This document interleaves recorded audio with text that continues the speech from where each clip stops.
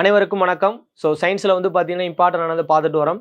அதில் வந்து பார்த்தீங்கன்னா ப்ரீவியஸ் இயர் கொஸ்டினில் வந்து கேட்ட ஒரு இதுதான் எஸ்ஐயில் கேட்டிருக்காங்க.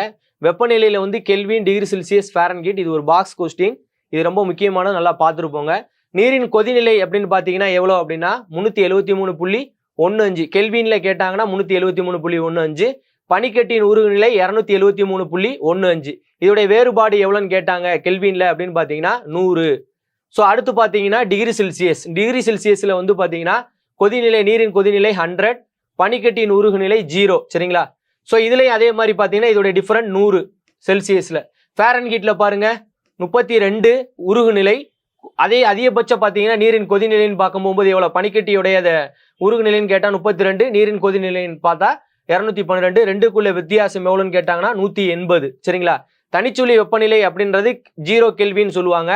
அதே செல்சியஸில் எவ்வளோன்னு பார்த்தீங்கன்னா -273. அதே ஃபாரன்ஹீட்டில் கேட்டாங்கன்னா 460. ஸோ இது வந்து பார்த்தீங்க அப்படின்னா ஃபாரன்ஹீட்லேருந்து செல்சியஸாக மாற்றுறதுக்கான சமன்பாடு F = 9/5 C + 32.